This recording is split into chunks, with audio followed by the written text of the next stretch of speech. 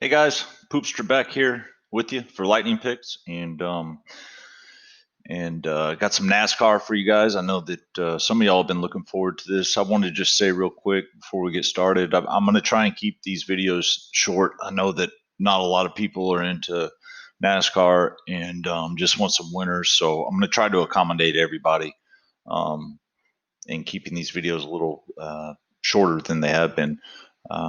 So anyway, with that said, we'll jump right in. Just want to give a Pocono recap from this past weekend. We had a great weekend in NASCAR Cup Series. Um, we gave you guys three of the top five in Saturday's race, and then backdoored it with the top three in Sunday's race as well. And both races played out a lot like we thought they would, with Hamlin and Harvick dominating the field on both days. Um, on on Saturday, we gave out a few winners. In fact, with Harvick barely holding off Hamlin to get his first ever win at Pocono. And then Kyle Busch rounding out the top five with Truex Jr. coming in right behind him at sixth. And we had all of those guys in our lineups. Um, those were four of the guys we highlighted last week. Hamlin had the best car all weekend, and it really showed as he came back to win Sunday's race, with Harvick coming in right behind him in this one. And then Kyle Busch, unfortunately, he got wrecked about halfway through this race and had a terrible finish. But Truex Jr. came in a respectable 10th place on Sunday as well. So, um, all in all, not too bad. And in fact, our long shot, Eric Jones, he had a rough day Sunday when he got run over by Tyler Reddick, but he came back strong to finish in third place on Sunday's race. And that was, like I said, that was our long shot we gave out. If you had him top five, congrats. Um, but the thing I feel even better about is the guys we faded, because they did exactly what we thought they were going to do. With Johnson finishing 16th and 21st, and then Logano had a miserable weekend, finishing 24th and 36th. So we ended up fading him both races, and Johnson as well. And that worked out really good for us in the head to heads. So keep an eye on the guys we fade all year, because that is going to be where we make our money this season, guys. I really believe that. A lot of this strategy for me is not so much picking winners as it is finding the guys, the losers, the ones who are not going to do so well. So that's what I really try to pay attention to.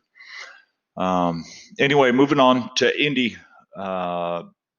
Next up this week, of course, this weekend we have Indianapolis Motor Speedway, which was originally geared more towards Indy cars, but NASCAR started racing there in 1994 with Pretty Boy Jeff Gordon winning the inaugural race there, inaugural race there. It's a 2.5 mile rectangular oval, and it's got very little banking, which makes it really a tricky track to race at. I've singled out about 5 or 6 guys that we want to watch here, including a couple long shots.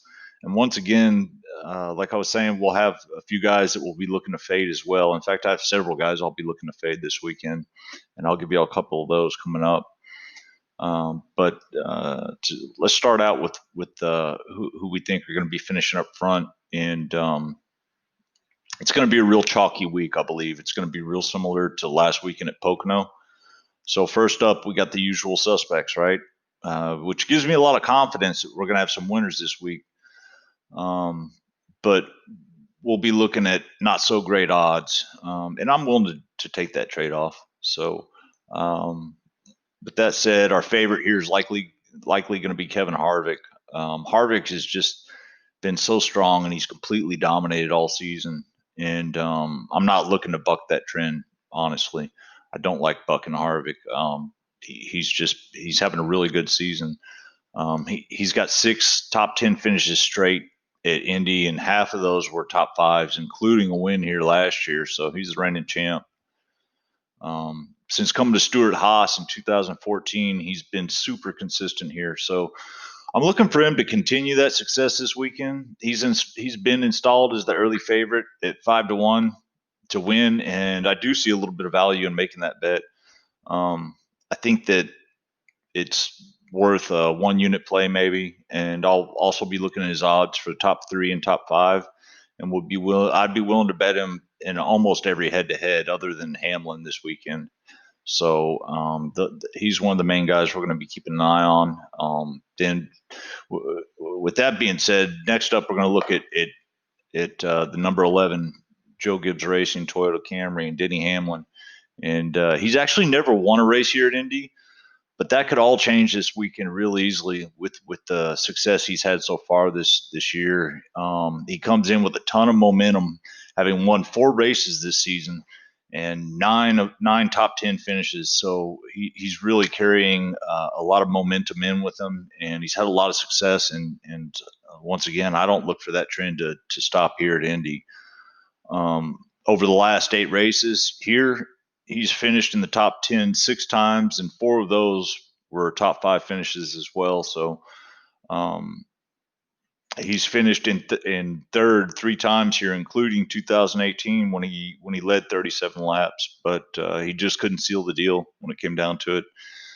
Right now, his odds are right behind Harvick, sitting at 6-1, and I see value in playing him both to win this race and to finish top 5.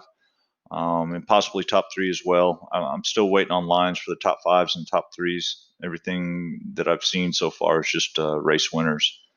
So that's Hamlin and Harvick are 2 that I think it's going to be a replay of Pocono, to be honest with you.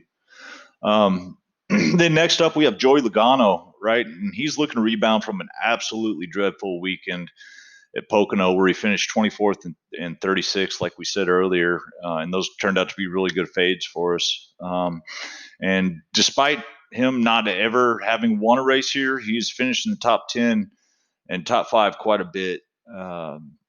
In only 11 career races here, Joey has an average finish of 11th place, with 7 top 10 finishes, and 4 of those being top 5s as well. Including finishing 2nd place here last year behind Harvick. So I'll be looking for him to kind of rebound this week. You're not going to hold Logano down too long. His odds to win are at 7-1, and I'll consider laying maybe half a unit to a unit on him here. I do think he has a good shot to win, and kind of he's trying to stay in the championship contention. So he'll have a strong weekend, I believe.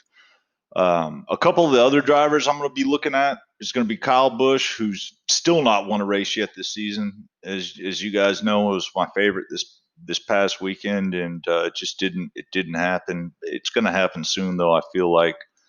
And his current odds are 6.5-1.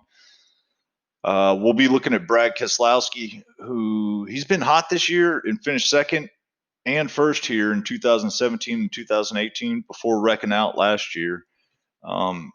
And his current odds are sitting at 8-1. And then my long shots are probably going to be, I really like Matt Kenseth this week.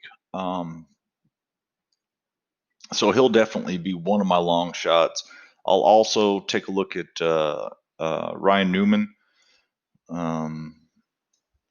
But with Kenseth, there's no odds on him right now to win, and I'm not sure why, but I think that when they do come out with odds, they're going to be somewhere in the range of 80-1, 100-1 even, possibly. And the dude is not he has not run bad here at Indy. In fact, he's actually run really well here. He finished 12th last year, in 2018, his last race here. But prior to that, he finished 5th, 2nd, 7th, 4th, 5th. He's been super consistent in finishing top 10s and top 5s. So that's kind of what we'll be looking at for our long shot. Both of those guys, the vets. And I'll have a couple more as we go on in the week that I'll post up in the server. So moving on, now for this week's fades, which I feel really good about. I've looked at some of the numbers, and I think we have some real favorable bets going in. First off, I'm going to be fading Alex Bowman, and I'm not really a fan of Bowman. I feel like there's a lot of hype behind him, and I don't think he's as good as people think he is. Um, Despite never finished. He's never finished better than 21st here at Indy, but they've given him 14-1 odds to win this week, which is completely baffling to me. Maybe they know something I don't. I know he's been better of late, but I don't see enough improvement to warrant those odds. Um, this gives me a lot of hope that we'll see some favorable odds in head-to-head matchups against Bowman specifically. I'll be looking to bet him against any of the guys I listed earlier, like Harvick, Hamlin, Logano, etc. Those guys. So keep an eye out for those head-to-heads. Next up is Martin Truex Jr., and he's also been hot this season, but he consistently underperforms here at Indy. With his odds sitting at 7-1, I definitely think we'll see some good odds in the head-to-head matchups as well. So I'm going to be fading him. And then last up, we got Jimmy Johnson, who you guys know by now. I've been fading him all season pretty much. My thought is basically that Jimmy's got one foot out the door. It's his last season. I don't think he's interested in racing much. I think he's interested in retiring, and his recent performances have all been less than stellar. So I can definitely see him finishing in the 15 to 20 range. So he'll be another one I'll be looking to fade this week, guys. So just as a little recap for what we're going to be looking at this week at Indy, I think that Hamlin and or